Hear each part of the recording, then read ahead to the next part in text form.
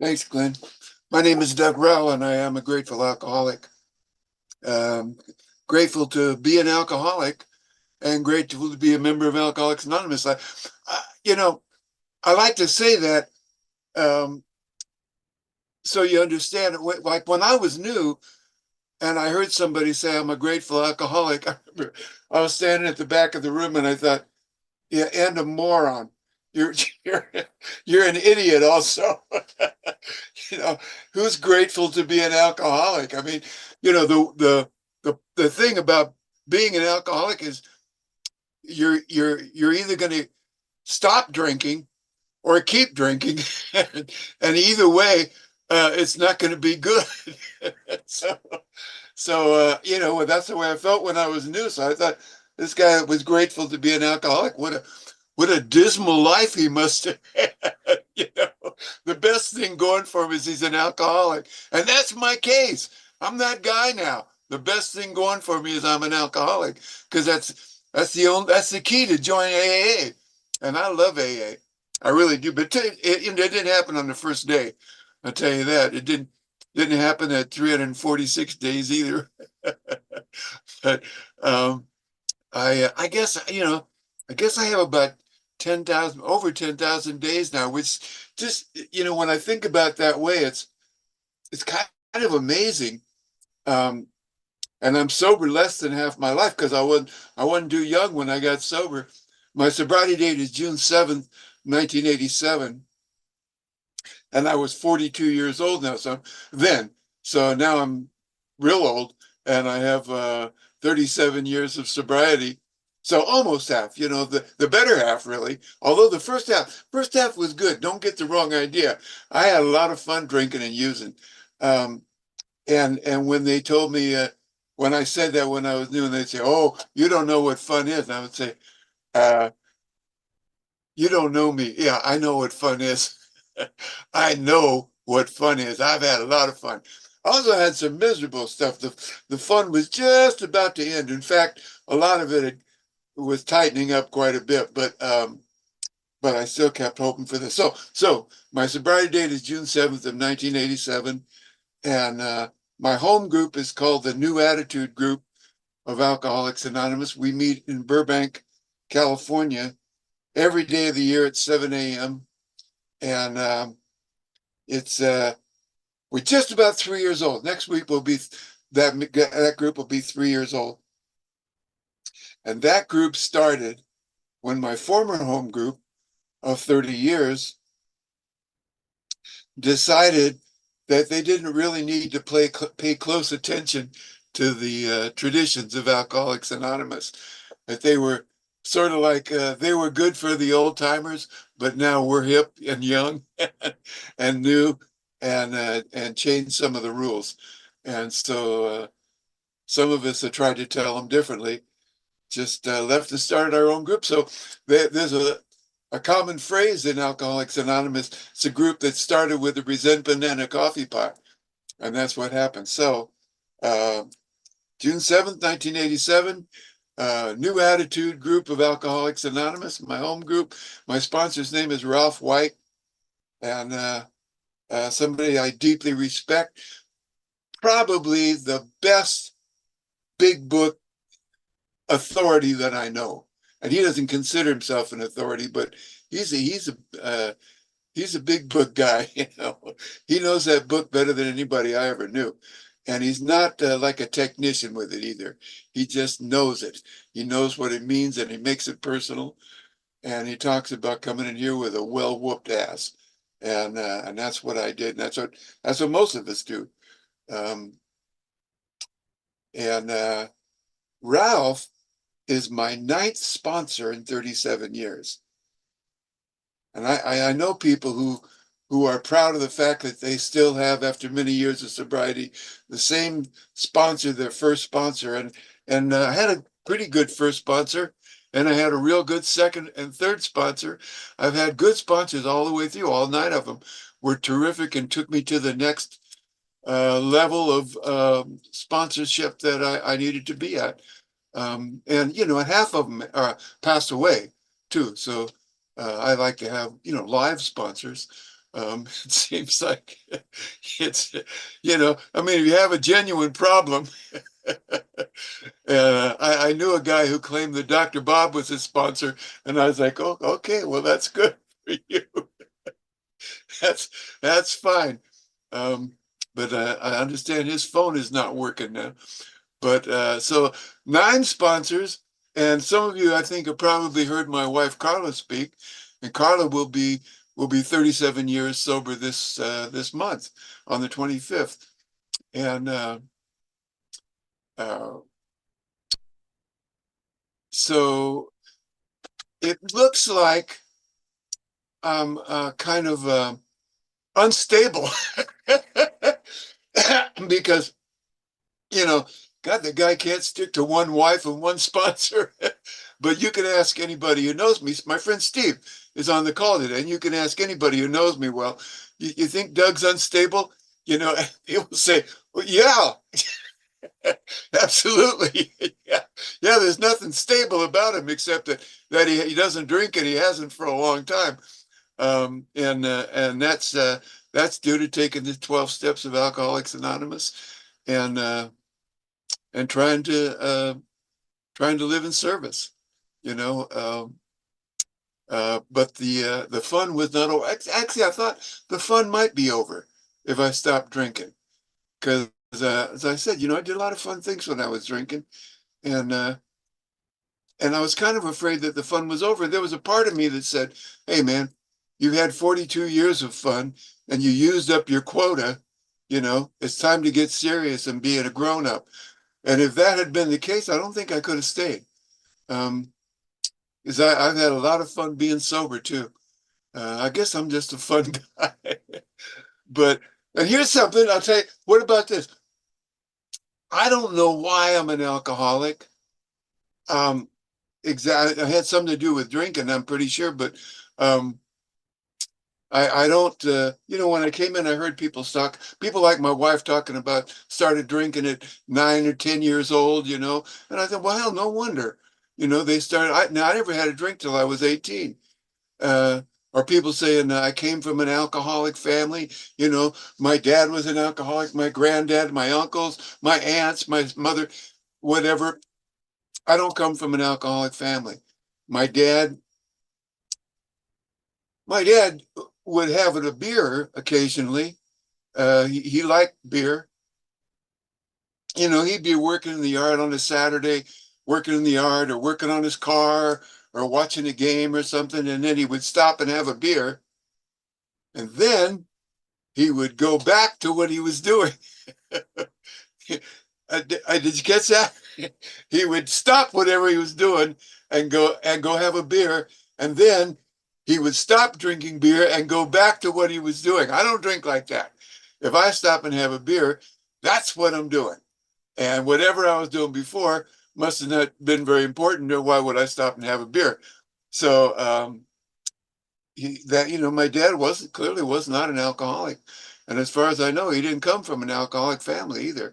I know that his father used to like to drink elderberry wine on special occasions.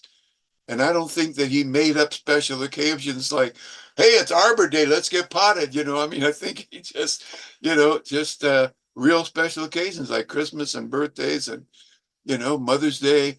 But so now my mother may have been an alcoholic. We really couldn't tell because she wouldn't drink. And if they won't drink, it's really hard to diagnose a case of alcohol if they won't swallow any alcohol. And when I was about 3 years sober, I asked her about that. Mom, I said, my mom and I was sitting in the kitchen, and I said, Mom, why don't you drink? And she said, what? I said, why don't you drink? She said, you mean alcohol? Yeah, why don't you drink alcohol ever? She said, why do you care about that? I said, well, are you an alcoholic? And she said, am I an alcoholic? Do you see the difference between us? the one in here that is the alcoholic and the one who doesn't ever drink? I said, yeah, but I know hundreds of alcoholics that don't drink. I mean, what's your deal? And she said, what are you, why are you so interested in this? And see, that sounds evasive to me. I mean, because now I really wanted an answer to this. And I said, well, okay, here's the deal. There appears to be such a thing as a genetic predisposition. So, yeah, it might be your fault I'm a drunk, Mom. And and she thought that was the funniest thing she ever heard. She said, "My fault. You're a drunk. That's rich. Gosh, geez, I wish we had known. If only we had known, it would have saved so much time and money." And she said, "I don't know, Doug. Let me tell you, when I was young and my friends drank, I drank with them. And every single time I drank, I got sick, I got stupid, I got obnoxious. So, of course, I stopped." I said, you got to drink through that, Mom. The promised land lies beyond sick, stupid, and obnoxious. You can't just like puke on a few friends' shoes and then give it up forever. You got to stick to it. The promised land lies beyond sick, stupid, and obnoxious. But um, my mom was she was a wonderful mom. She really was. She was funny. She was very intelligent. She was loving and generous. Everything good about her, except she did not have the tenacity to make it to AA. So I didn't get that from her, evidently. Her mom was a drunk. Her mom was a drunk who, when I was about 6 years old, my grandma Daisy found Jesus. And I don't know the details of all of that, but she stopped drinking and smoking, picked up the cross, and she actually became a Pentecostal minister. She opened a Skid Row mission in San Pedro, California, and she helped a lot of people to get sober by feeding them soup and Jesus. So I knew you could get sober on soup and Jesus. I saw it done. It didn't appeal to me. Um, and my grandmother was openly hostile to AA. Um, I doubt that she ever walked into an AA meeting, but I know that sometimes people from her mission would end up going to an AA meeting and then they wouldn't come back. So she assumed she wouldn't hang out with the drunks and got drunk and didn't come back.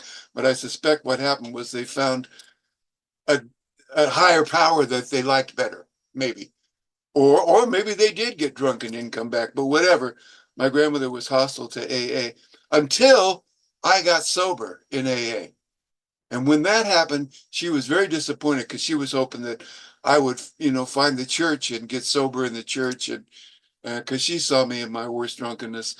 Um, but what an interesting thing though, when she died when I was about 3 years sober, and on her deathbed, I was holding her hand, and I said,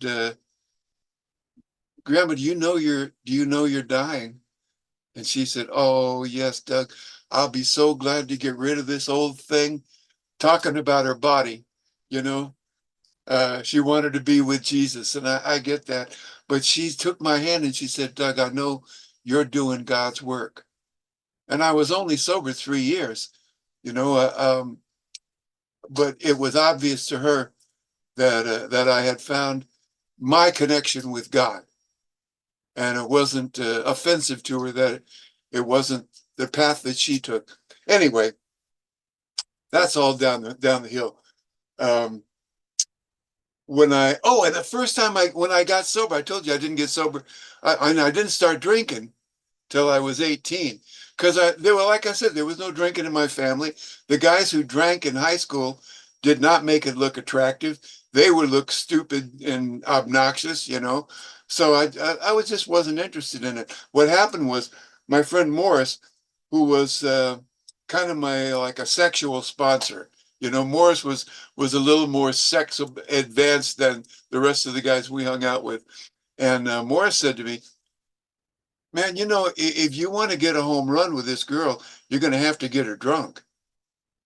And I heard that because we had these baseball terms. Did you have these, Glenn? These baseball terms? You had a first base and a second base and third base. You didn't. Well, we did in high school, and they were sexual plateaus. That you had. I think one was a French kiss, but whatever. I don't remember where the bases are. There's not enough bases, and besides that, I'm married. I'm married. You're married. It's like step up to the plate and slide home. You're not going to get tagged out for missing a base, but you're going to get a home run tonight. So anyway, but I don't remember where the bases are, but I do remember home run, of course, and I was very interested in that home run thing.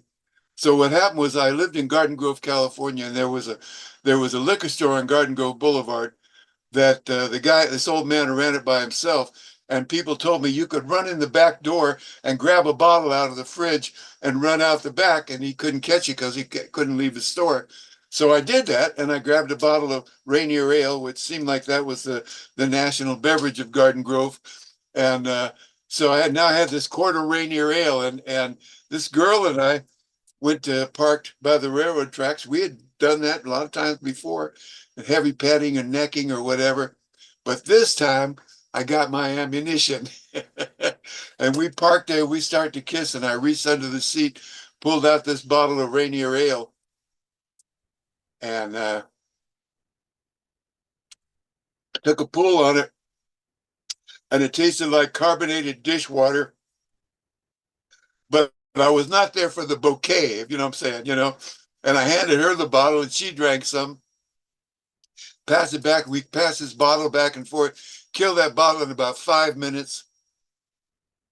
And suddenly I felt something I had never felt before. I had this experience where suddenly I really liked myself.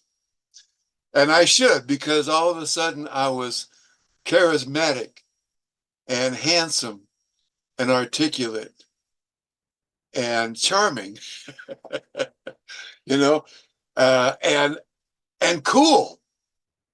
Don't you love the word cool? Cool.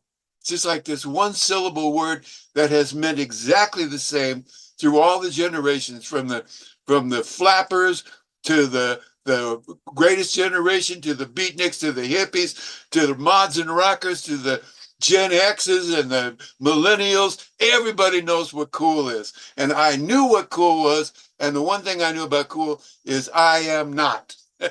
I knew I was not cool, except for that night. That night, after downing a half a bottle of Rainier Ale, I was so cool that you could see me across the street and go, that guy's cool. That's what alcohol does for me. And that's a lot. That's a lot. I made up my mind that night. I'm going to do both of these things much as when I say both of these things, Morris was right. This is not only the first alcohol buzz I ever had, also ended up being the first time I ever had sex in front of a witness. So I'm like, man, I'm going to do both of these things much as I can the rest of my life. And we talk about commitments in AA. That was a commitment. And but I was 18. I was still 3 years away from being able to buy alcohol legally.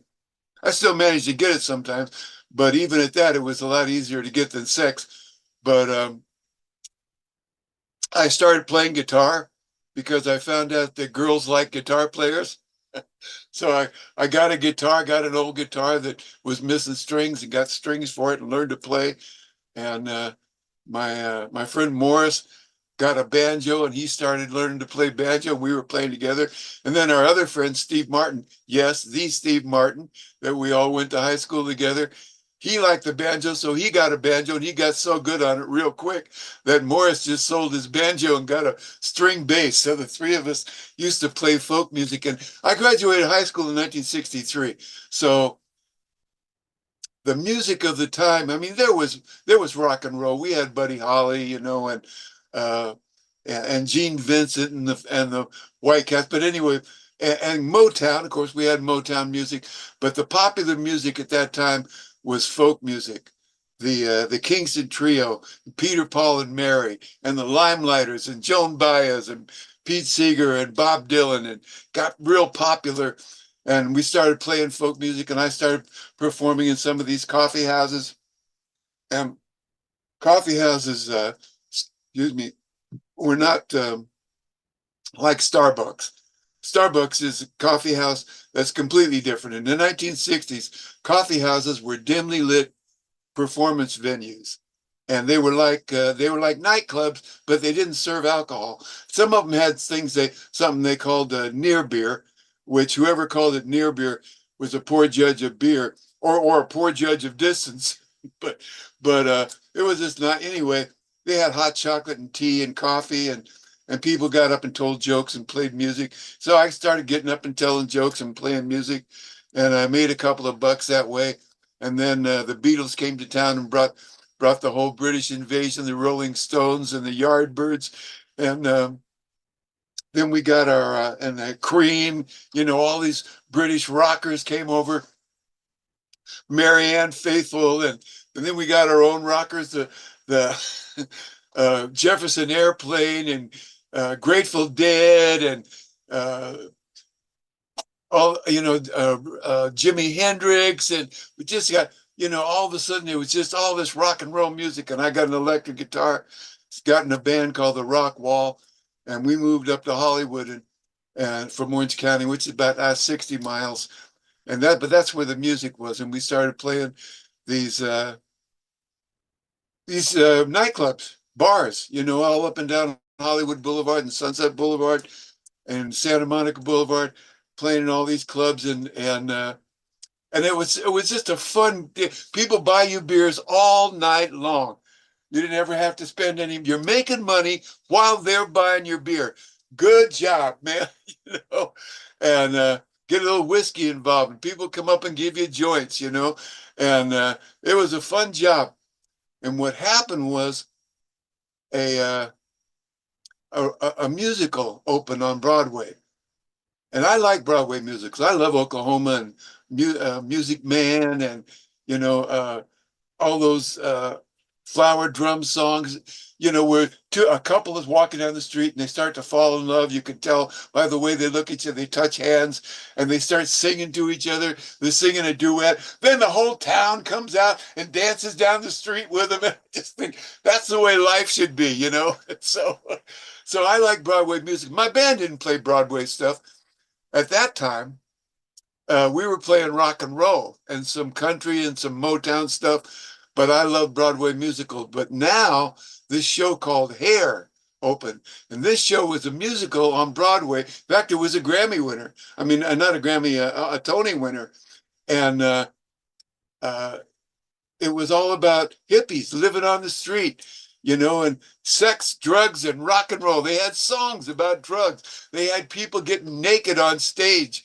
And then they brought a company out to Hollywood, opened at the Aquarius Theater. They named the theater after them, the old Moulin Rouge Theater. They named it the Aquarius Theater, opened Hair on, and I went to see it, and I just fell in love with it, man.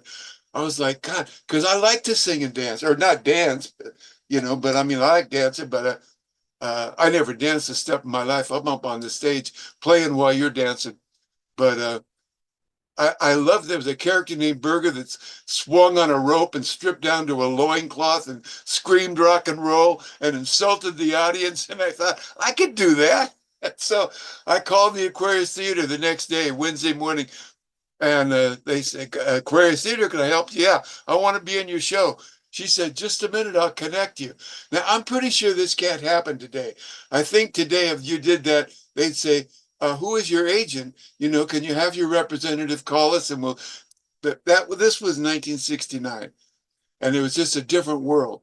So when somebody calls and says, I want to be in your show, they connected to the company manager, and he said, can I help you? I said, I want to be in your show.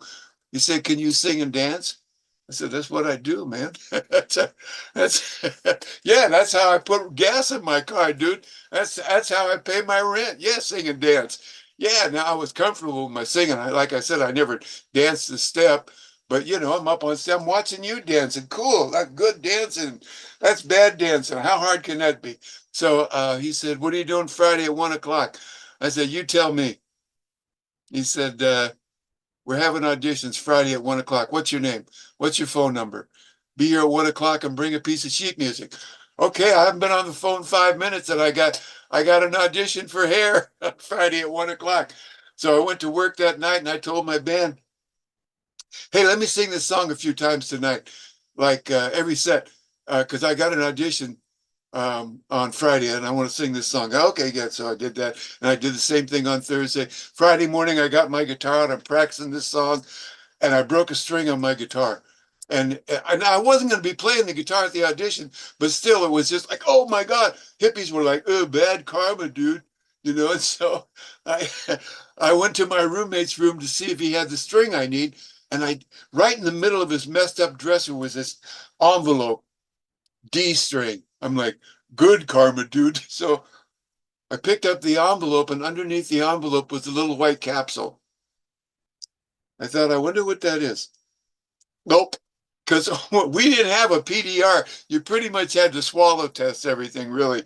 Nobody knew what it was. So, and that's a good test. I mean, it's like if you eat it, you can know exactly what it does and tell your friends about it. But, or like if somebody dies, don't eat the green shit. It's a simple test. Forget about heavy machinery and automotive vehicles. It's just so this turned out to be THC, synthetic marijuana, and a nice little psychedelic. So about 45 minutes later, I got on my Harley to go down to the Aquarius Theater. And I'm like, whoa, okay. And so I'm going through Hollywood and I pull into the parking lot, put the kickstand down, and it took me about 3 minutes, it seemed like, to throw my leg over the scooter and walk over to the Aquarius and sort of float up the stairs. and and my hair was real long over my shoulders and it just swished when I walked, and I had these bell-bottom hip huggers on and big bells like this, they call them elephant bells. Boom, boom, they swish when you walk. And I was wearing no shirt.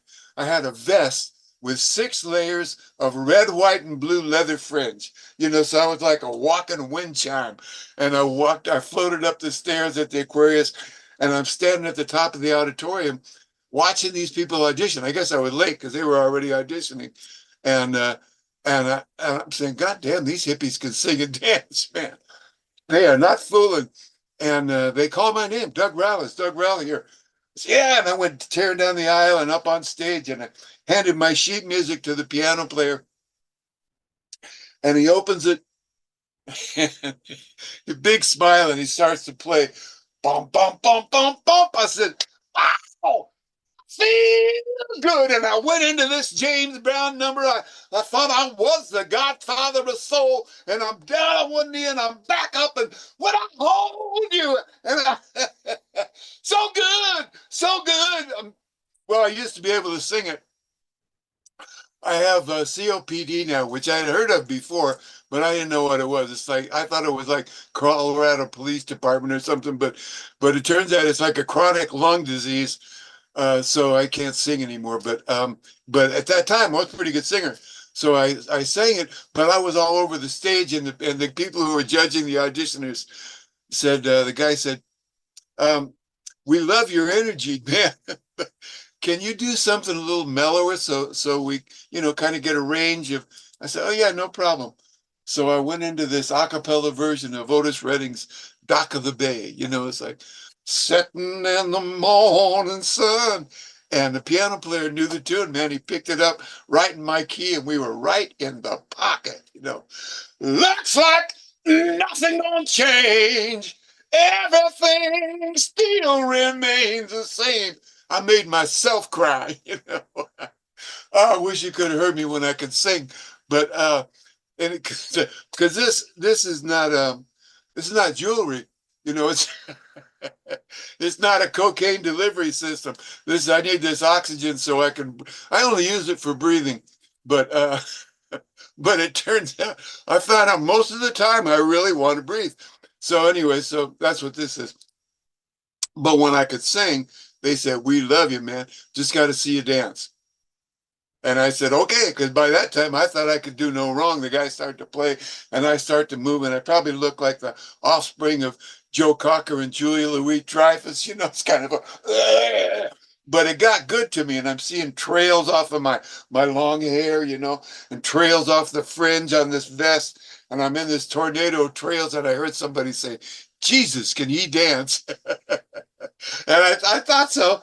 So they hired me. They hired me, but I wasn't auditioning for the Hollywood show like I thought.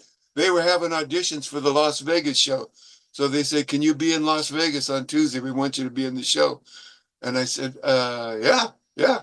So I went to work that night. I told my band, you got to get another bass player. And everybody we knew was a musician. So that wasn't too bad.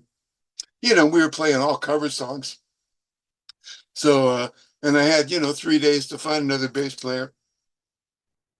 I told my roommates, you got to get another roommate. I'm going to Las Vegas to do hair. And they were like, cool. Everybody wanted to live in Laurel Canyon in those days. So that wasn't a problem. I had to find a home for my dog, and there was a little Vietnamese restaurant said they would take him. So anyway, I, I misunderstood what they said.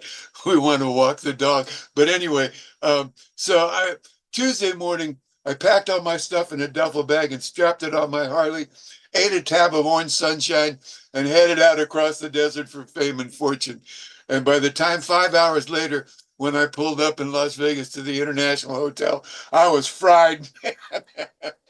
And I remember seeing the valet parkers going, oh, no, no. But I parked my scooter and I found the people I needed to find, and it took about 3 or 4 days to learn the steps and the songs and the script and everything, and started understudying one of the lead roles. And we played Vegas for 6 months, and it was fun, man. We would go out in the desert and get loaded, all the people, these hippies. At that time, there wasn't a lot of hippies in 1970, a lot of hippies in Las Vegas, but we were, and they didn't want to throw us out because we were in a show that was making money for the hotels, but they didn't like us walking around the hotel. So we go home, hang by the pool, and and get loaded, or going out in the desert. And anyway, we played for 6 months, and then we became the first national tour of hair and toured the United States and Canada for 3.5 years. And they gave me the lead role, Berger, the obnoxious, speed freak, sex crazed leader of the tribe. It was a stretch, but I could do it. And so we traveled the United States and Canada for 3 years, like I said. Wait a minute, I just realized, there it is. That's me. That's it. That's at the time when I had a six pack. Now I have a keg. But anyway, so we by the end of the tour, I had hooked up with this girl who worked in the office, and she got pregnant, and we had a little girl on the road, and named her Starshine after one of the songs in the show. And when the show was over, we went back to Hollywood, and I started auditioning for shows, and I'd get close, I'd get called back, and never got another part. And my wife went to work for Kelly Girl, doing office temp work, trying to support the family. And I would just go into bars and auditions and go visit friends and cheat on her mother and take care of my daughter. I went to the Goodwill and bought a car seat, welded some brackets on it, and bolted it on the back of my Harley Davidson. Thinking, what a good father I am, taking care of my kid while her mom's out earning the. Anyway, I was not a good father. I risked my daughter's life every day. She's in a car seat on the back of a Harley in Los Angeles traffic every day. But I thought I was a good father, but I was a horrible husband. And finally, her mother said, "Look, you got to go." I say husband, we weren't legally married, but she said, I want you to stay in Star's life, but just get the hell out of mine. I can't do this. So I did, and I ended up working as a stagehand in LA, working as a prop man in television, and became a cocaine dealer on a set of a big famous soap opera. And my drinking and using was starting to get really out of hand. And I did this job for 25 years. And right about in the middle, I got sober. I started hurting myself, skied off a cliff, broke my shoulder. I'm out of work for 6 weeks. Just got back to work and I fell off a 4-story parking structure, broke my pelvis in 2 places and snapped the heel bone off my right foot and shipped it through my foot like a bowling ball. Broke every little bone. My foot looked like a tether ball with toes. But the good news is it was the parking structure of St. Joseph's Hospital. So I didn't have to go far to find a hospital. So anyway, I was in the hospital for 10 days. People were bringing me in cocaine and whiskey, and I didn't bother to tell the doctors. I know you got me on pain medication. I'm also self-administering Irish whiskey and cocaine. Is that going to be a conflict? But, I mean, it's just crazy. My life was really insane. But what happened was the girl who was on the top of the parking lot with me, she was a fun drinking partner. She was just fun to drink with. And we had long since stopped having sex with each other, but we still like to get loaded with each other. But she rushed right down to AA when I got hurt. So by the time I got out of the hospital, she was 10 days sober in AA, and everything about her changed. She changed from this crazy drunk woman into a lady in every sense of the word in 10 days. And I watched her life become like a storybook. She met and married a handsome TV star, and they had a little girl, and they raised this girl who was autistic and got involved in autistic associations, and raised this little girl, and they were both in AA. And I just watched her life just become a storybook while mine was going down and down and down. And finally I decided I'm gonna give AA a shot after about 3 years. And somebody told me, if you want to check out AA, go to a big speaker meeting. They'll leave you alone, which isn't true. We don't stay sober leaving new people alone. But I went to a meeting, was at a hospital in Van Nuys, California on a Friday night, and I drank on the way there. But I went in and I got there early and I watched people hugging and laughing, setting up chairs and stuff. And I leaned against the wall in the back, hoping people would leave me alone, but they didn't. You're new, right? No, go away. And one guy came and goes, "You're new." I said, "No, I'm not." He said, "I haven't seen you here before. What's your name?"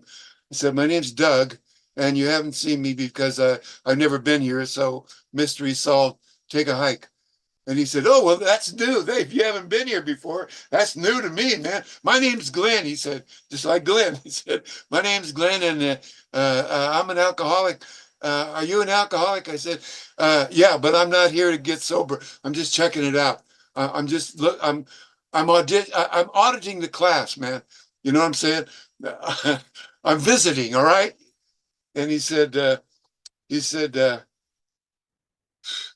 "My wife is calling me. She knows I'm in a meeting, but she just wants to tell me how good her meeting was, I think." Anyway,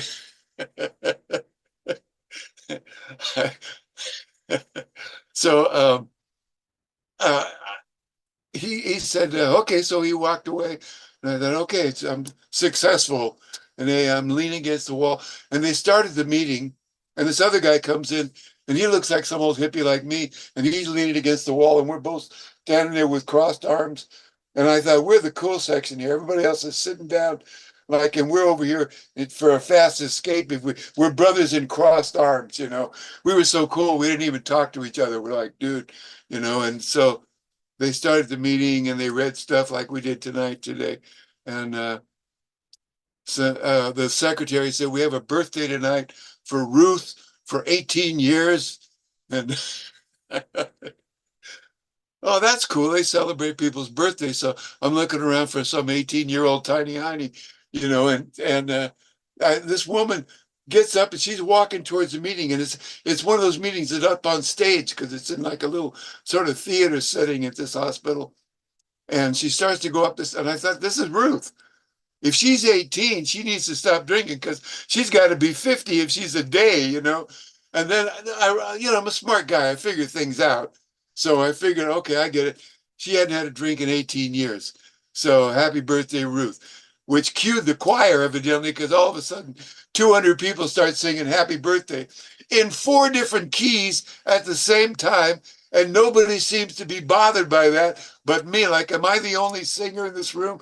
They got a piano on stage, which nobody is playing.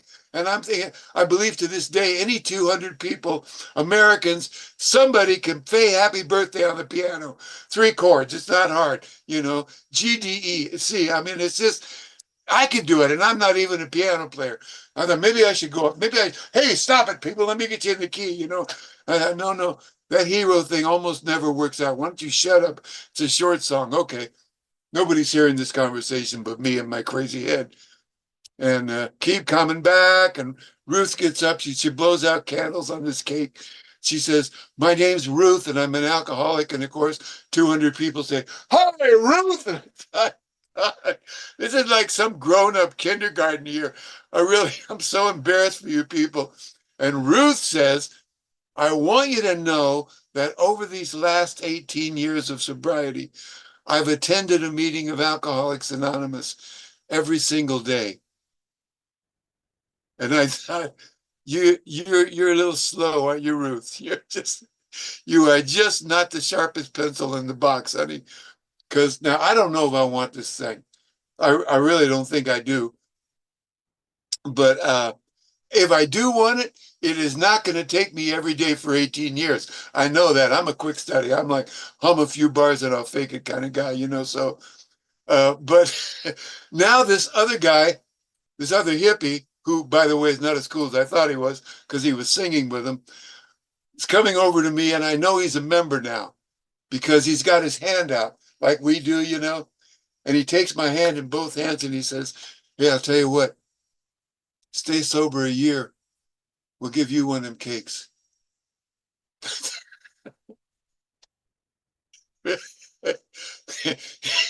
Really? Really? So like if I don't drink for a year, I get a cake? Oh my God! Oh, this is the big one, Elizabeth. Yeah, I'm coming. I'm coming. This is the big. No, really, I get a cake for not drinking for a year. Because to me, it seemed like if you don't drink for a year, they ought to give you a car, But a cake. So now I realize I don't know nothing about this guy, except that he liked cake more than I do. And I said, I'm not a big pastry eater. If I wanted a cake, I'd just stop at Safeway on the way home. I think they're like $5, Yeah, or I could not drink for a year. So and then I don't know, somebody was a speaker at that meeting. And this tickles the hell out of me. I do a lot of speaking at AA meetings, and I have for a long time. And it just amuses the hell out of me that my first meeting, there was a speaker, there was somebody who did what I'm doing, monopolizing most of the meeting, talking about themselves. And I can't tell you if the speaker was a man or a woman, let alone what he or she said. I remember that some guy named Glenn came up and talked to me. I remember some woman named Ruth took a cake for 18 years.